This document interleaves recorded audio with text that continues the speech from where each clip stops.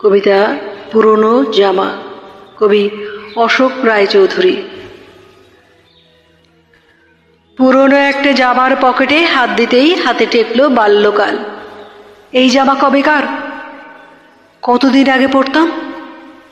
বুক পকেটে ভরা ছিল অচিন বাগান, বনানীর হাত ধরে হেঁটে যেত নদী।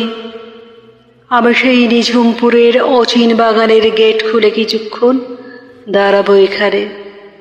এখানেই সেই বটবৃক্ষ ছিল, ছিল এক বোধিবৃক্ষ। আজও দেখি বেঁচে আছে ওই, যার জীর্ণ ডালে বসে গাঢ় নীলকণ্ঠ এক ডেকে উঠত অগাধ রোদ্দুরে।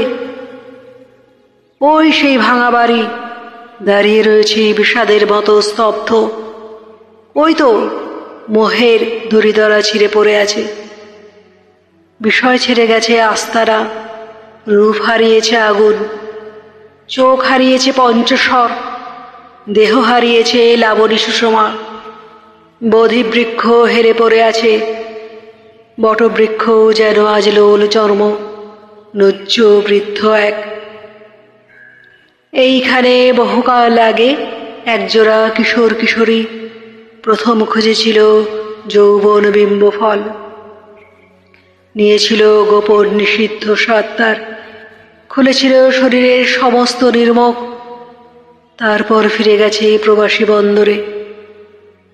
হে বাতাস, হে উচ্ছ্বসিত নদী, হে মরুদ্গণ, একবার দুরন্ত ঝড় আরো বহাও প্লাবন।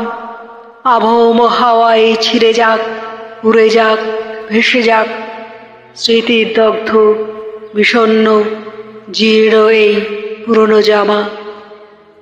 মুছে যাক সে অন্ধ অতীত। নমস্কার।